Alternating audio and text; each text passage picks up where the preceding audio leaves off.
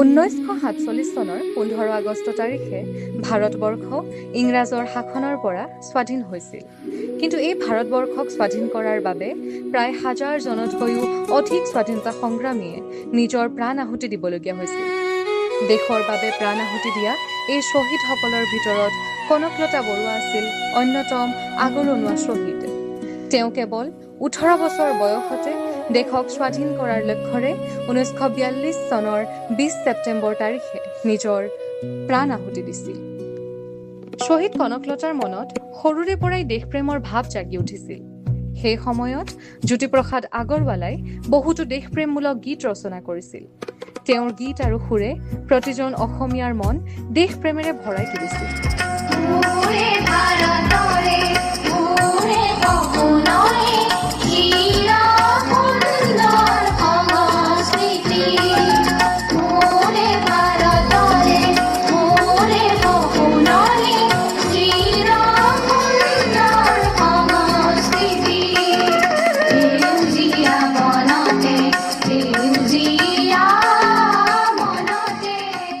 কনকলতায়ো জ্যোতিপ্ৰসাদ আগৰৱালাৰ এই গীতসমূহ সৰুৰে পৰাই শুনি আহিছিল।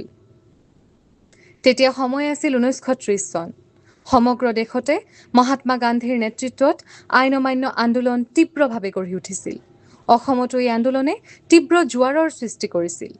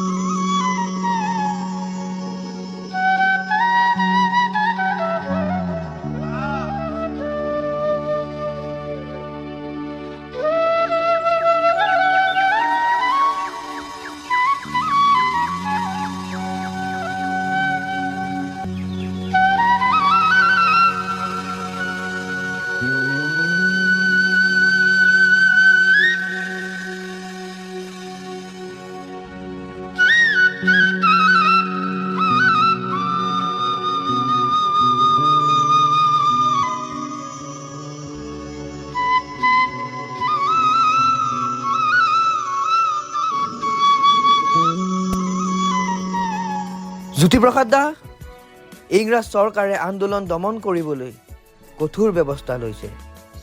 মানুহৰ মাজত ভয়ৰ সৃষ্টি কৰিছে। ভয়ৰ সন্মুখত সাহসেই আমাৰ শক্তি। এটা জাগ্ৰত জাতিৰ শক্তিক কোনো শাসকে চিৰদিন বন্দী কৰি ৰাখিব নোৱাৰে। জ্যোতিপ্ৰসাদ দা, আমি যুৱক যুৱতীসকলে দেশৰ বাবে কি কৰিব পাৰোঁ? অন্যায়ৰ বিৰুদ্ধে থিয় হোৱা, মানুহৰ মাজত দেশপ্ৰেম জগাই তোলা আৰু নিজৰ মাতৃভূমিক সন্মান কৰা। মনত ৰাখিবা, স্বাধীনতাৰ পথ কেতিয়াও সহজ নহয়। তেন্তে মই প্ৰতিজ্ঞা কৰিছোঁ, মাতৃভূমিৰ বাবে যি কৰিব লাগে মই কৰিম। তোমালোকৰ দৰেই সাহসী যুৱ প্ৰজন্মই এদিন স্বাধীনতাৰ সূৰ্য উদয় কৰিব।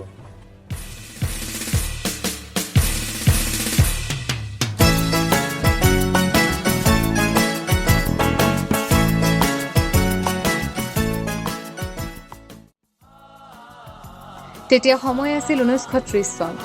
সমগ্ৰ দেশতে মহাত্মা গান্ধীৰ নেতৃত্বত আইন অমান্য আন্দোলন তীব্ৰভাৱে গঢ়ি উঠিছিল। অসমতো এই আন্দোলনে তীব্ৰ জোৱাৰৰ সৃষ্টি কৰিছিল। এইবোৰ দেখি শুনি কনকলতাৰ মনত দেশপ্ৰেমৰ ভাৱ আৰু অধিক জাগি উঠিছিল। দেশক ভাল পোৱাৰ বাবে আৰু দেশৰ বাবে কিবা এটা কৰাৰ চিন্তাই কনকলতাক উদ্বুদ্ধ কৰিছিল। জাতি সংস্কৃতিৰ প্ৰতি থকা গভীৰ ভালপোৱাই তেওঁক আৰু অধিক সাহসী কৰি তুলিছিল। স্বাধীনতা আন্দোলনৰ লগত জড়িত সভা সমিতিসমূহলৈও কনকলতাই যাবলৈ আৰম্ভ কৰিছিল। এনেদৰেই লাহে লাহে কনকলতা দেশক ইংৰাজৰ শাসনৰ পৰা মুক্ত কৰাৰ লক্ষ্যৰে স্বাধীনতা আন্দোলনৰ সৈতে ওতঃপ্ৰোতভাৱে জড়িত হৈ পৰিছিল।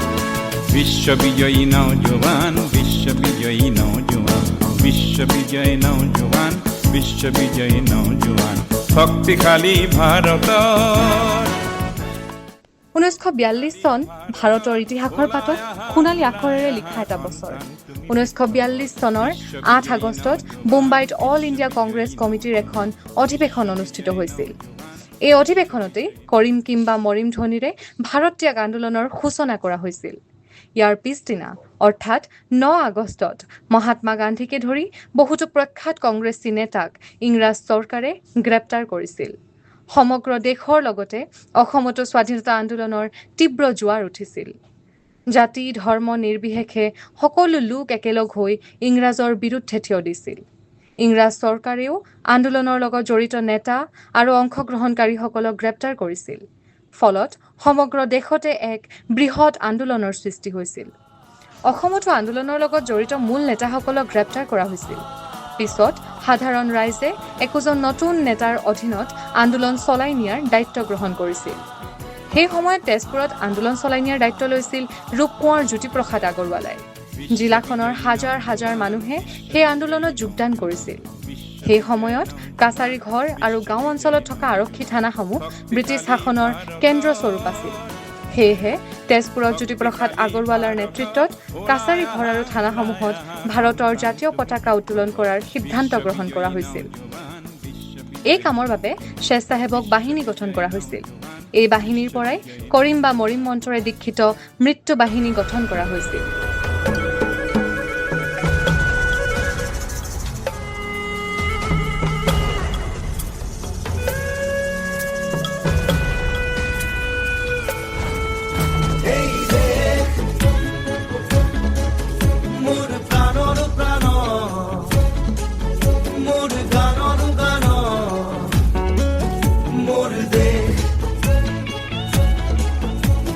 মোৰ প্ৰতিটো কামে, মোৰ প্ৰতিটো চিন্তাই এই দেশৰ বুকুত ৰচে হৈ সোণোৱালী ভৱিষ্যতৰ সপোন। মোৰ জীৱনৰ আহে আহে, মোৰ যৌৱনৰ কোহে কোহে সেই সপোনৰ কলৰৱ। দেশে দেশে দেশ আছে, এনে বহু দেশৰ অৰঙে দৰঙে মই ঘূৰিছোঁ। বহু বন্ধুৰ সতে হাতে হাত ধৰি ফুৰিছোঁ। কেতিয়াবা সাগৰ পাৰত, কেতিয়াবা খেজুৰ তলত, নতুবা পাহাৰ তলিত খন্তেক জিৰাইছোঁ। বন্ধুৰ সতে প্ৰাণ খুলি প্ৰাণৰ কথা পাতিছোঁ। তাৰপিছত আকৌ আৰম্ভ কৰিছোঁ নতুন যাত্ৰা। 18 বছৰীয়া কনকলতায়ো কোনো বাধা নামানি সাহসেৰে মৃত্যু বাহিনীত যোগদান কৰিছিল। কনকলতা আছিল মৃত্যু বাহিনীৰ প্ৰথমগৰাকী নাৰী সদস্য। 1942 চনৰ 20 ছেপ্টেম্বৰত জ্যোতিপ্ৰসাদ আগৰৱালাৰ নেতৃত্বত গঠিত মৃত্যু বাহিনীয়ে বিভিন্ন থানাত উত্তোলিত হৈ থকা ব্ৰিটিছৰ পতাকা নমাই তাৰ ঠাইত ভাৰতৰ জাতীয় পতাকা উত্তোলন কৰাৰ সিদ্ধান্ত গ্ৰহণ কৰিছিল। সেই অনুসৰি মৃত্যু বাহিনীও সাজু হৈছিল।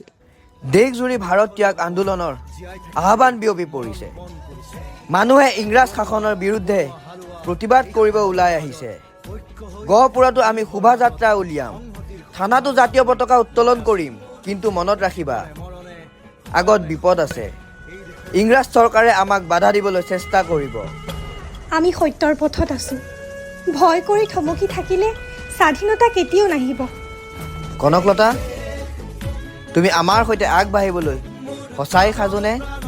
দেশৰ বাবে যদি আগবাঢ়িব লাগে, মই প্ৰথম শাৰীতেই থাকিম। এনে বহু যাত্ৰাৰ শেষ মোৰ দেশ, যাৰ বুকুৰ উমে মোক দিছে ভাল পোৱাৰ আনন্দ, যৌৱনৰ প্ৰাচুৰ্য, জীৱনৰ নতুন অৰ্থ। এই দেশৰ প্ৰতিটো পুৱাই মোলৈ লুকাই আনে ঐশ্বৰ্যৰ বিপুল সম্ভাৰ। প্ৰতিটো সন্ধিয়াই বৈ আনে স্নিগ্ধ ফুলৰ সুবাস। প্ৰতিটো ঋতুৱে মোক দি যায় জীৱনৰ আশীৰ্বাদ। মোৰ দেশৰ বাবে মই জীয়াই আছো। এই দেশৰ বাবে মই জীয়াই থাকিবলৈ মৰণ পণ কৰিছোঁ।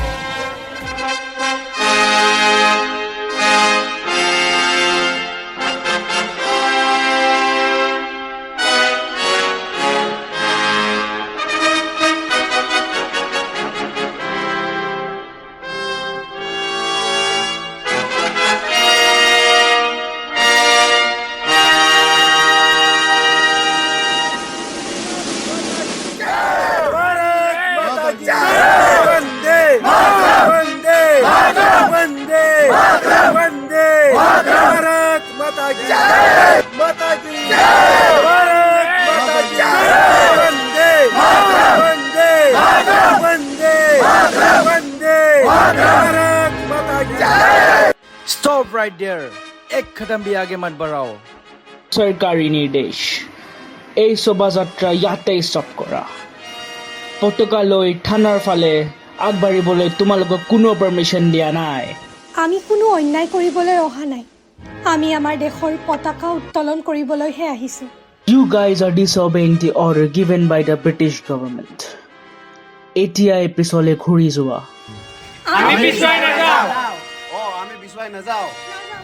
ইখন আমাৰ দেশ আমি ইয়াতেই থাকিম Do you guys do not understand the consequences?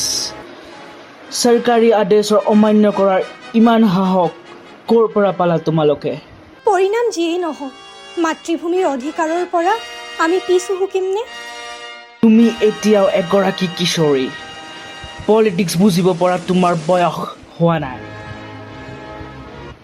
ঘৰ वापस চলে যাও দেশৰ দুখ বুজিবলৈ বয়স নালাগে পৰাধীনতাৰ বেদনা অনুভৱ কৰিবলৈ হৃদয় থাকিলেই যথেষ্ট You people talk about freedom তোমালোকক আমি ৰুল কৰি আছো আৰু তোমালোকে এতিয়া আমাক আইন শিকাবলৈ আহিছা এই দেশ আমাৰ আমি আমাৰ অধিকাৰৰ কথা কমেই Your country तुम लोग के बीच ना रूल्स है ना रेगुलेशंस और ना ही यूनिटी और तुम लोग स्वाधीन देश चलाओगे इनफ तुम लोग के ब्रिटिश गवर्नमेंट एगेंस्ट नारे लगाबा और भाविसा जे आमी চাই থাকিম আমি কেৱল স্লোগান দিয়া নাই আমি স্বাধীনতাৰ দাবী জনাইছো You Indians will never learn. अपने अपने घर चला जाओ ভয় দেখাই আমাক থমকাব নোৱাৰো Telling you for the last time turn back otherwise it will not be good for you I order you to stop final warning আৰু এখোজো আগত বাঢ়ি নাহিবা তোমালোকে কনকলতা সাৱধান আগত বিপদ আছে এই পতাকা কেৱল এখন কাপোৰ নহয় এই পতাকা আমাৰ আশা আমাৰ অধিকাৰ আৰু আমাৰ স্বাধীনতাৰ প্ৰতীক কনকলতা তুমি আগবাঢ়া আমি তোমাৰ সৈতে আছো শক্তিৰে মানুহক ভয় খুৱাব পাৰি কিন্তু স্বাধীনতাৰ সপোনক কেতিয়াও বন্দী কৰিব নোৱাৰি বন্দে মাতৰম ভাৰত মাতা কি জয় কনকলতা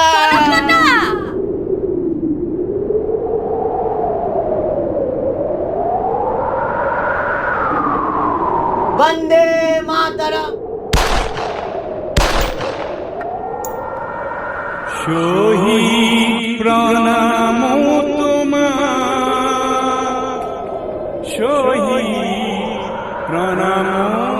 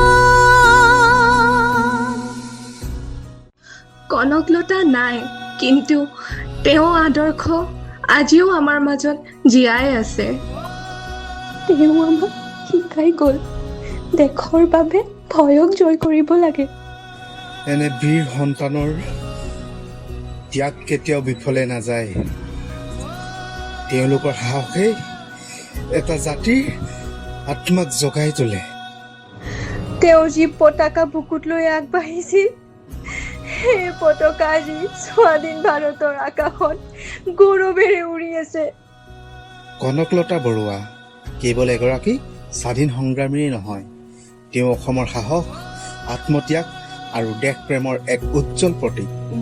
তই কোলাত দিলি তোৰ বতাহ পানী খাই জীপাল কৰিলো এই জীৱন তোৰ বাবে যদিহে আই মোৰ জীৱন যায় হেন ৰঙে সাৱতি সেই মৰম মই উভতি আহিম গৈ উভতি নদী হৈ তোৰ আচলত সেউজ বনাম মই গানৰ কঠালি হৈ তোকে খামুচি লৈ এই মাটিৰ সুৰ গুণগুণাম।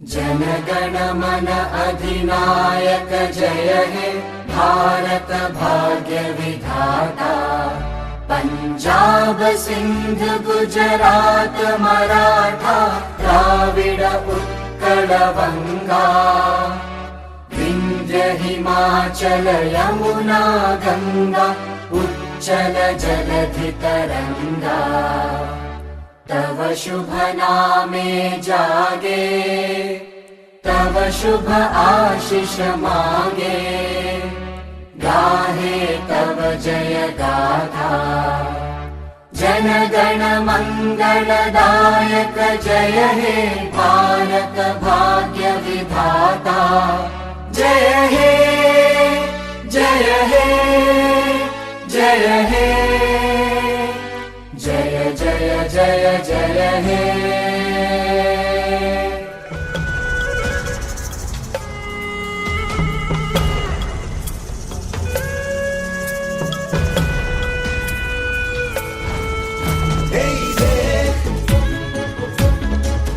মোর প্রাণর প্রাণ মোর গানর গান মোর দেশ